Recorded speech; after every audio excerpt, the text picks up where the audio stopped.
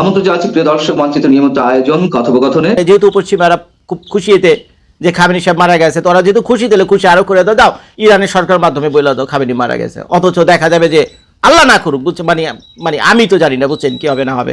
আমার ধারণা একজন সাধারণ মানুষ হিসেবে 2 দিন পর দেখা যাবে, 2 সপ্তাহ 4 সপ্তাহ পর দেখা যাবে যে খামেনি সাহেব अभी भी जिंदा है, খামেনি সাহেব अभी भी जिंदा है। তো কার ডেড বডিতে কেউ দেখেনি।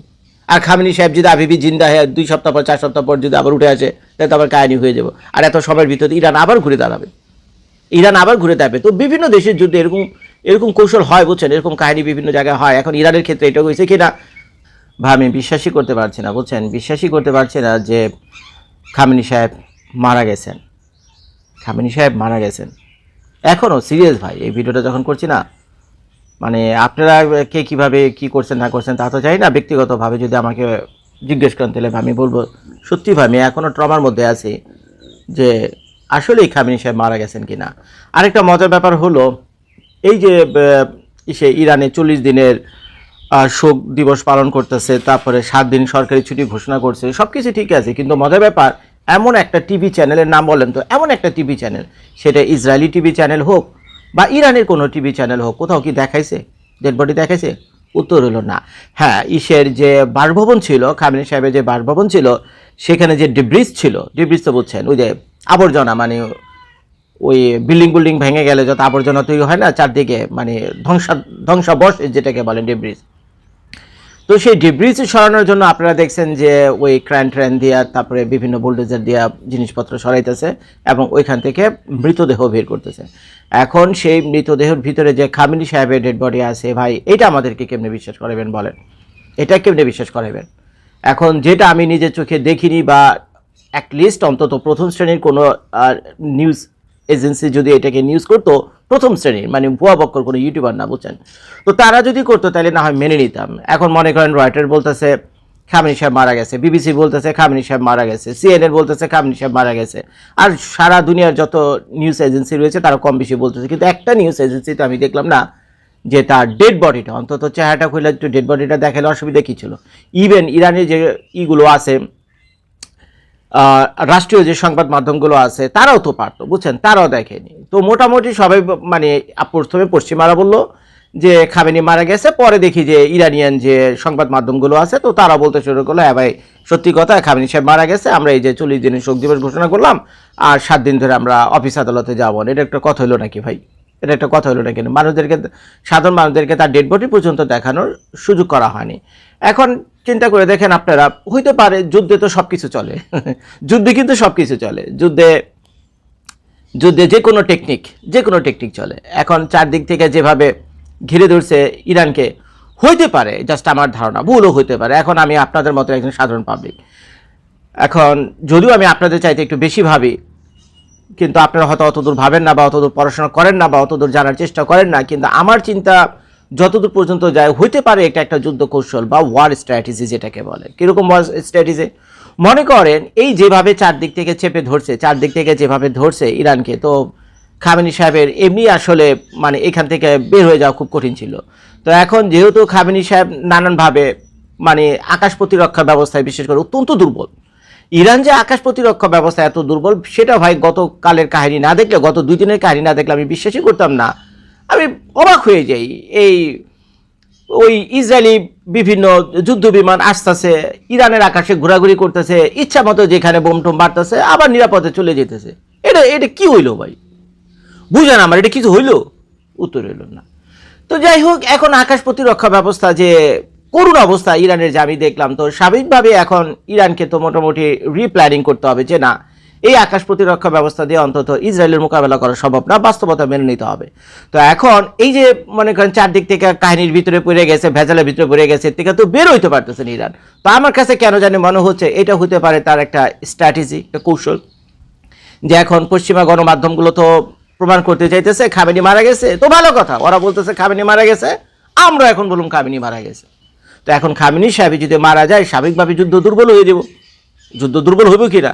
এখন যার বিরুদ্ধে আপনার যুদ্ধ সেই যদি মারা যায় এবং যে দেশের রাষ্ট্রপ্রধানকে আপনার মারার কথা মেরেছেন সেই দেশেই যদি সরকারি চ্যানেলগুলো এটা প্রচার করে তাহলে তার দুধ কা দুধ পানি কা পানি হয়ে গেল, আর তো কোনো কিছু তর্ক বিতর্ক থাকে না। এর আগে যেমন একটা তর্ক তৈরি হয়েছিল খামেনি সাহেব আসলে মারা গেছে না বেঁচে আছে, মারা গেছে না বেঁচে আছে, এখন তো এই তর্কটা থাকে না। তো স্বাভাবিকভাবে যুদ্ধ যাবে দুর্বল হয়ে। আর যদি যুদ্ধ দুর্বল হয়ে যায়, এখন ইরানের যে ত্রুটিগুলো আছে, ফ্লগুলো আছে বুঝছেন, ব্যাকড্রগুলো আছে বুঝছেন, তো তারা কি করবে, তারা সেগুলোকে ঠিকঠাক করা শুরু করবে, হয়তো রাশিয়ার সাহায্যে, হয়তো বা চীনের সাহায্যে, এটা আমি জানি, এটা আমার ব্যক্তিগত মতামত। কারণ তাকে তো যুদ্ধে ফিরে আসতে হবে, এই যুদ্ধ যেহেতু লাগছে এই যুদ্ধ শেষ হওয়ার না।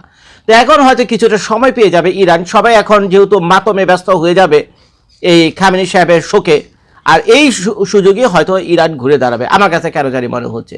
আর এই যে ইসের ব্যাপারটা বলেন, খামেনি সাহেবের ব্যাপারটা, এটা আমার মাথায় এখনো ঢুকে না যে দেশে একটা যুদ্ধ লাগে, আরে ভাই বাংলাদেশের কথা চিন্তা করেন না, বাংলাদেশ যদি ভারতের সাথে যুদ্ধ লাগে, বাংলাদেশের প্রধানমন্ত্রীকে বাংলাদেশের তারেক রহমান, আর রাষ্ট্রপতিকে আমাদের চুপ্পু আঙ্কেল তো চুপ্পু আঙ্কেল আর তারেক ভাইয়া, এরা কি ভারতের সাথে যুদ্ধ লাগলে এরা কি একজন গণভবন আর আরেকজন কি যমুনা ভবনে থাকবে? সত্যি করে বলেন তো ভাই, একজন গণভবন আর একজন যমুনা ভবনে কেমনে থাকে? স্বাভাবিকভাবে বাংলাদেশের সেনাবাহিনীর যে লোকজন আছে, ইন্টেলিজেন্সের লোকজন আছে, তারা কি করবে, তাদের দুজনকে সুরক্ষিত একটা জায়গাতে নিয়ে যাবে, কারণ এই দুজনকে বেঁচে থাকা অত্যন্ত জরুরি যুদ্ধ পরিচালনা করার জন্য ভারতের বিরুদ্ধে। এটাই তো ভাই নিয়ম। কিন্তু এখন ইরানের ক্ষেত্রে যেটা দেখলাম আমি, মানে যেখানে বসে স্বাভাবিকভাবে উনি মিছিল মিটিং করতেন, সরকারি উচ্চ পদস্থ কর্মকর্তাদের সাথে বিভিন্ন ইমার্জেন্সি মিটিং করতেন, সেই বাসভবন, এটা রেসিডেন্সিয়াল প্লাস তার অফিসও খামেনি সাহেব একেবারে তেহরানের প্রাণকেন্দ্রে, ওইখানে বৈশা দিনে দুপুরে সকালবেলা মিয়া 9টা 9:30 বাজে মিটিং করার, এটা তো আমার মাথায় ঢুকে না, যে দেশের সাথে কিন্তু অনগোয়িং একটা স্টেট ওয়ার চলতেছে আরেক দেশের সাথে, কিভাবে সম্ভব হয় এটা? তারপর আবার নিউজে শুনলাম এই মিটিং বলার কথা ছিল সন্ধ্যাবেলা, তো সেই সন্ধ্যাবেলার মিটিং তারা নিয়ে আসলো সকালবেলা। আর মোসাদ কিভাবে খবর পাইছে আল্লাহ মাহবুদ ছাড়া কি বলতে পারে না। আমি কি বলুম ভাই, একটা মানে কিছু বলতে গেলে আবার ইরানের বিপক্ষে চলে যায়, 2-4টা কথা না বলেও পারি না ভাই। মির্জাফরে ভরে গেছে ইরান দেশটা মির্জাফরে ভরে গেছে। ওনারা যে IRGC নিয়ে গর্ব করে, সেই IRGCর ভিতরে মির্জাফরে বড় গিজ করতেছে মিয়া, প্রত্যেকটা মুহূর্ত 24টা ঘন্টা বলে, এই যে পশ্চিমা নিউজগুলো লিখতেছে 24টা ঘন্টা এই তারা খামেনি সাহেবকে ট্র্যাকে রাখছে। কারণ এরা চাইছে, যৌথ বাহিনী চাইছে যে যাতে বেশি সময় না লাগে, বেশি সময় লাগলে বেশি পয়সা খরচ হবে, মানে আরো ঝামেলা তৈরি হবে। এর জন্য আরো শর্টকাট ওয়েতে যা করার দরকার তারা তাই করছে। 24 ঘন্টা তাকে ট্র্যাক করছে, সকাল 9টা 9:30 বাজে গিয়ে বেরিয়েছে। একেবারে প্রিসিশন টার্গেট, যে রুমে বসে মিটিং করতে লাগছিল বোম গিয়ে ওই রুমটার ভিতরেই পড়ছে। এটা হয় কোনোদিন? আচ্ছা, এটা তো নয়, ধরে নিলাম এইসব পশ্চিমা মিডিয়াদের কথা। এখন মনে করেন ইরানের প্রসঙ্গে এবার আসেন। ইরানের খামেনি সাহেবের তো ভাই সাধারণ একটা কমন সেন্সও আছে। এখন তার গোয়েন্দারা তারা কি বলছে না বলছে তা তো আমি যাই না, অন্তত তারও তো একটা কমন সেন্স আছে ভাই, আমার সাথে এরকম যুদ্ধ লেগে গেছে, এটা তো একটা সহজ টার্গেট, ইজি টার্গেট, আমি এখানে কেন যাই, আমি তো পাশেই লাভাজানি একটা জায়গা আছে বুঝছেন, নর্থ ইস্টে লাভাজানি একটা জায়গা আছে নর্থ ইস্টে, ইরানের সবচেয়ে বড় বাংকার হইল সেখানে। সেই বাংকারের ভিতরে বসেও কিন্তু এই খামেনি সাহেব এর আগে বহু মিছিল মিটিং করছে, অনেক মিছিল মিটিং করছে, খুব সহজেই সেখানে যেতে পারতো, খুব সহজেই সে সেখানে যেতে পারে। সেই বাংকার থেকে বের করে আইনা খামেনি সাহেবকে এই কাহিনী করা তো অনেক কঠিন হয়ে যেত রে ভাই, কঠিন হয়ে যেত। আকাশ থেকে হাজার বোম মারলো, বোম পড়তে গিয়ে তুমি পাহাড়ের উপরে, সিরিয়াস ভাই, বোম পড়তে গিয়ে পাহাড়ের উপরে, ওই বাংকার তো ভাঙা খুব কঠিন ছিল। এর আগেও সে ওখানে গেছে। তা এখন তো আগের যুদ্ধগুলো তো এত কঠিন যুদ্ধ ছিল না, একবার গরম যুদ্ধ কঠিন যুদ্ধ, এর আগের যুদ্ধগুলো ছিল শুধুমাত্র ইসরায়েল একা, আর এখন তো স্বয়ং আমেরিকা তার আজরাইল নিয়ে তার ঘরের সামনে দাঁড়ায় রয়েছে। এটা কিভাবে হইতে পারে একজন রাষ্ট্রপ্রধান সেই ওইখানে গিয়ে মিটিং করে? তো এখন আমি মনে করতেছি ভাই ঝোল মে কুছ কালা হে, বুঝছেন, ঝোল মে কুছ কালা হে। তারপরে চিন্তা করে দেখেন, এইটা তো গেল, আমি লাজাবাড়ির কথা বললাম। তারপরে তার যে জন্মস্থান মাশহাদ, খামেনি সাহেবের জন্মস্থান মাশহাদ, এই জায়গাটা হলো যত রকম রিলিজিয়াস ইনফ্রাস্ট্রাকচার আছে বুঝছেন, ধর্মীয় যত মসজিদ মন্দির যা কিছু আছে বুঝছেন, বড় এইগুলো, আর ওইটার ভিতর দুনিয়া টানেল তৈরি করে রাখছে আমাদের খামেনি সাহেব। আরে ভাই ওই 2-4টা টানেলের ভিতরে গিয়ে যদি মিটিংটা করতেন, তারপর আসমান থেকে বোম টোম মারলে তো এই ধর্মীয় যে রিলিজিয়াস ইনফ্রাস্ট্রাকচারগুলো আছে, কনস্ট্রাকশনগুলো আছে, ওগুলোর ভিতরে গিয়ে পড়তো। তারপরে সারা দুনিয়ার মুসলিম ভাই বোনে যারা আছে তারা একটুখানি প্রতিবাদ করলে হয়তো বা যুদ্ধ কিছুটা শান্ত হইতো বা একটু নিয়ন্ত্রিত হইতো, কারণ আর এরাও যৌথ বাহিনীও গিয়া এই মসজিদ মন্দিরের উপর এভাবে বোমটোম মারতো না, এটা তারা সচরাচর করে না, এগুলো তারা অ্যাভয়েড করার চেষ্টা করে। তো এখন তো আপনাকে প্রতিরক্ষা, আপনার নিজের ডিফেন্স তো আপনাকে ভাবতে হবে, করতে হবে, তো সেইখানেও যেতে পারতো। কোম আরেকটা জায়গা আছে এর পাশেই, মার্শাদের পাশেই কোম একটা। ইরান তো বিরাট এক দেশ, আপনার ম্যাপে দেখেন, ইরান কিন্তু মানে বহুত বড় একটা দেশ। অসংখ্য জায়গা ছিল ভাই নিরাপদে এই রিফিউজি সাইটে গিয়ে মিছিল মিটিং করার, নিরাপদ স্থানে গিয়ে রিফিউজি সাইটগুলোতে গিয়ে মিছিল মিটিং করার বিরাট সুযোগ ছিল। তো এখন পশ্চিমেরা বলতেছে যে না, এগুলো কিছু হয়নি, সে ঘুরে ঘুরে গেছে, তার বাড়ির পাশে যে তার অফিস ছিল ওইখানে বসে সে গোপন মিটিং করতে গেছে, 9টা 9:30 দুমদাম করে আইসে, বুম বাম করে মেরে বেড়ে চলে গেছে, বলছেন এইগুলো কাহিনী মিটিং।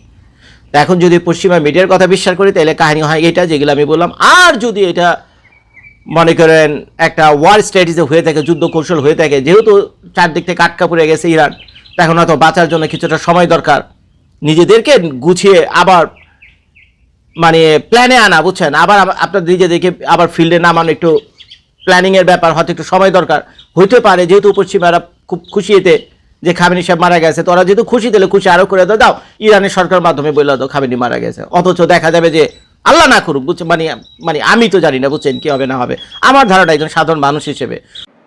আসসালামু আলাইকুম রহমতুল্লাহি ওয়া বারাকাতুহু। সম্মানিত দর্শক, বিএনপির অন্যতম শীর্ষ নেতা জনাব মির্জা আব্বাস, তাকে নিয়ে দীর্ঘদিন ধরে, বিশেষ করে জুলাই আগস্ট বিপ্লবের পর, একটি বিশেষ শ্রেণী আলাদা একটি ন্যারেটিভ তৈরি করার চেষ্টা করছে। স্পষ্টত যদি আপনি ধরেন, একটি মানুষকে জীবন্ত কবর দেওয়ার জন্য, একটি জীবন্ত মানুষকে পচিয়ে ফেলার জন্য, একটি সুস্থ এবং সবল মানুষের সারা শরীরে কুষ্ঠ ব্যাধি দ্বারা তাকে আক্রান্ত করার জন্য যে ধরনের প্রচার দরকার, প্রোপাগান্ডা দরকার, খুব ম্যাটিকুলাসলি সেই কাজগুলো এই ভদ্রলোককে করা হচ্ছে।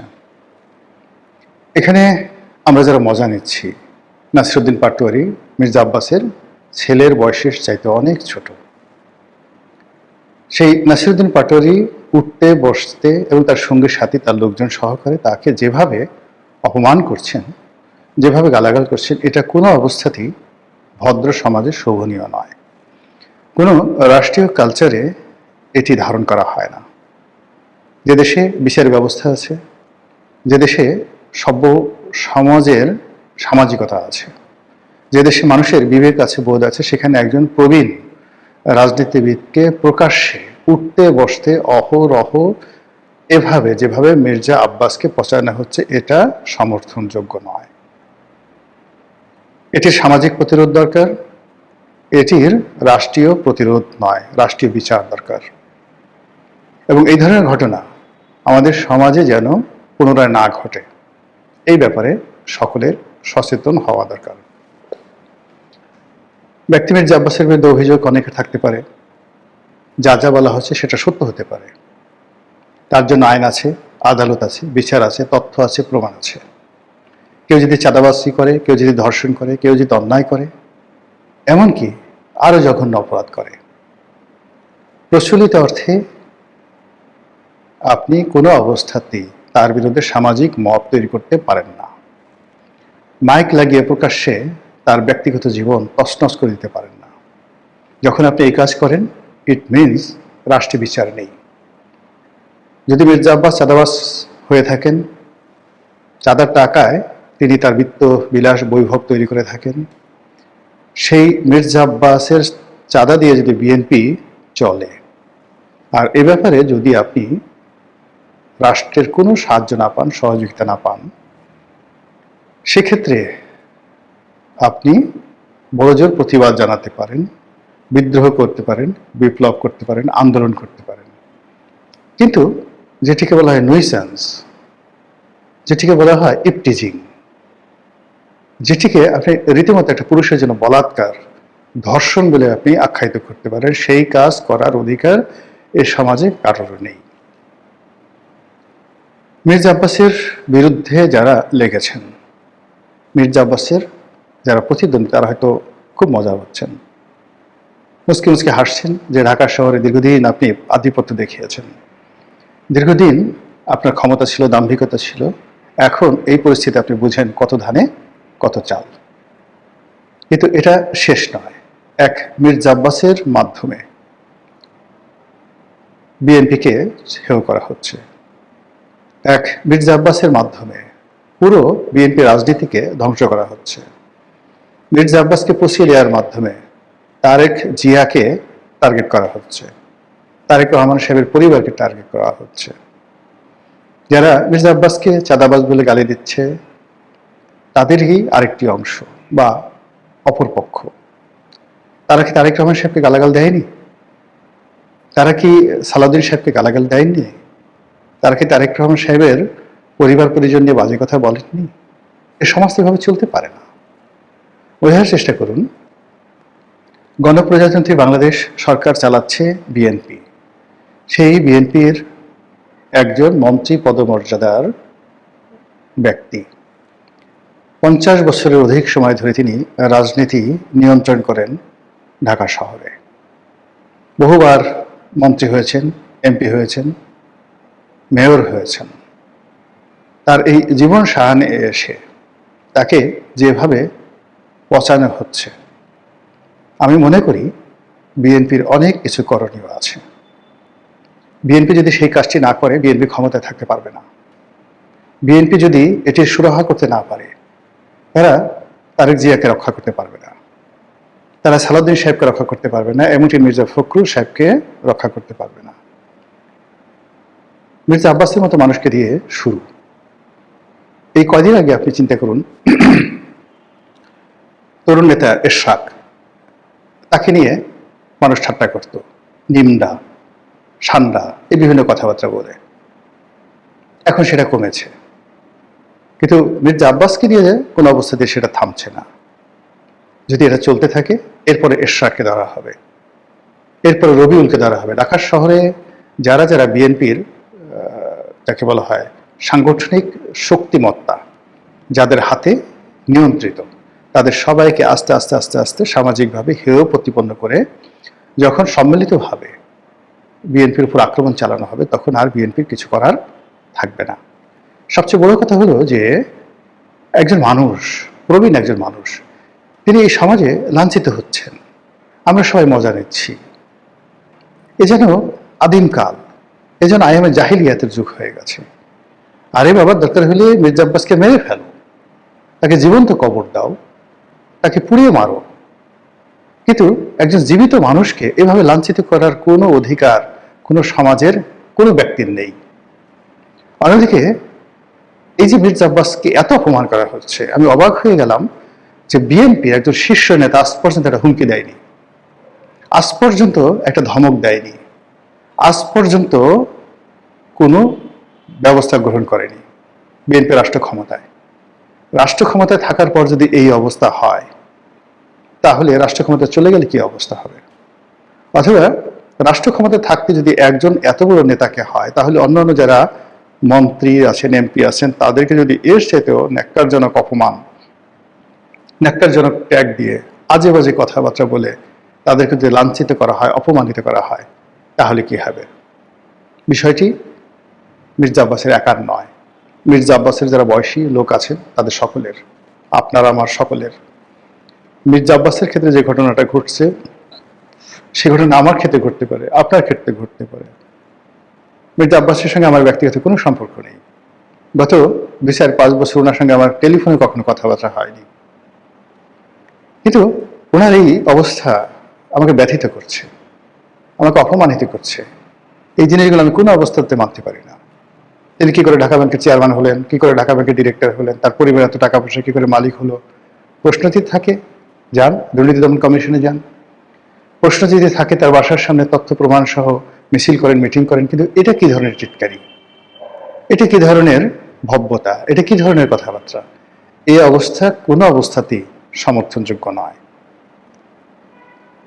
তারেক রহমান সাহেব, মাননীয় প্রধানমন্ত্রী, স্বরাষ্ট্রমন্ত্রী যারা আছেন তারা, এবং বিএনপির যে সকল শীর্ষ নেতৃবৃন্দ রয়েছেন, যাদের আওয়াজ আছে, যাদের ভিশন আছে, যাদের মিশন আছে, সবাই একটু চুপ করে ভাবুন তো। আপনাদের কেউ কেউ হয়তো মির্জা আব্বাসের মৃত্যু কামনা করেন, আপনাদের কেউ কেউ হয়তো চান না যে মির্জা আব্বাস থাকুক, কিন্তু মির্জা আব্বাস তো is a part of BNP. বিএনপির দুঃসময় সে কি কিছু করেনি? তার জীবনের একটা বিরাট সময় বিএনপির জন্য কি সে শেষ করে দেয়নি? এই অবস্থাতে কেন তিনি লাঞ্ছিত হবেন? কেন তিনি একজন বিএনপির মধ্যে কোনো বন্ধু পাচ্ছেন না? কেবলমাত্র নয়ন নামে যুবদলের একটি ছেলে এই সময়টিতে তার পাশে দাঁড়িয়েছে। নয়ন ছাড়া কি বিএনপিতে অন্য কোনো যুবদলের ছেলে নেই? যুব মহিলা মানে যাকে বলা হয় মানে মহিলা দলের যে নেত্রী যারা আছেন তারা কি নেই? অন্য কোনো পুরুষ কি নেই? অ্যাটলিস্ট এই কথাগুলিকে বলা যায় না যে না এটা ঠিক নয়, this not the right way, this not the correct way. সমালোচনা করতে চান, বিদ্রোহ করতে চান, ঘৃণা জানাতে চান, নিন্দা জানাতে চান, দেয়ার ইজ এ কোড, এই বাংলাদেশে আছে। কিন্তু এই যে স্বাধীনতার পর থেকে এ পর্যন্ত যত কিছু দেখে আছি, এই সময়টাতে সে গত এই 1.5 বছর ধরে মির্জা আব্বাসকে নিয়ে যা কিছু হচ্ছে, এরকম দৃশ্যটা আমি কখনো দেখিনি। বাংলাদেশে অনেক বড় বড় ক্রিমিনাল, আমাদের দেশে একটা সময় গালকাটা কামাল ছিল, বাস্টার্ড সেলিম ছিল, মুরগি মিলন ছিল, টোকাই সাগর ছিল, আরো কত ডাকাত শহীদ ছিল, ডেভিড ছিল, মানুষের জীবন তছনছ করে দিয়েছে। মির্জা আব্বাস কয়টা রেপ করেছে, কয়জনের বাড়ি ঘর লুট করেছে, কয়জনের ডাকাতি করেছে, কয়জনকে? মির্জা আব্বাস কয়জনের বাড়ি থেকে খাওয়া দাওয়া করেছে? আর দেখেন তো মির্জা আব্বাসের ওই বাড়িতে এ যাবৎ কত লক্ষ মানুষ খাওয়া দাওয়া করেছে, তিনি এই জাতির জন্য কি করেছেন, দেশের জন্য কি করেছেন, এটা হিসাব করেন না। এই জিনিসগুলো না করে একটা নেতা তো এমনি এমনি তৈরি হয় না, বহু বছর লাগে, বহু সময় লাগে, কখনো কখনো শতাব্দী লেগে যায়। ওই শাহজাহানপুর এলাকা থেকে শুরু করে যে এলাকাতে একজন মির্জা আব্বাস তৈরি হয়েছে, কই গত 200 বছর তো মির্জা আব্বাসের কাউন্টার বা কন্টেম্পোরারি আরেকজনের নাম ওই অঞ্চলের মানুষ জানে না, আমরা তো কেউ ঢাকা শহরে এই নাম জানি না। এটা কি এমনি এমনি চাঁদাবাজির কারণে তো সে আজ এই পর্যায়ে আসছে? এই ঢাকা শহরে তো অনেক নেতা আসছে, কিন্তু মির্জা আব্বাসের টেম্পোরারি তো দ্বিতীয় কোনো নাম আমরা ঢাকা শহরে বলতে পারি না। এটা কেবলই চাঁদাবাজির জন্য, কেবলই বিএনপি রাজনীতির জন্য? তার কি কোনো ভালো কাজ নেই? সেই ভালো কাজগুলো অ্যাপ্রিসিয়েট করার মতো মানুষ যদি বিএনপিতে না থাকে, এই যে মির্জা আব্বাসের যে পতন, এই পতন থেকেই বিএনপির পতন শুরু হয়ে যাবে। মহান আল্লাহ আমাদের সবাইকে হেদায়েত দান করুন এবং হেফাজত করুন। আসসালামু আলাইকুম ওয়া রাহমাতুল্লাহ।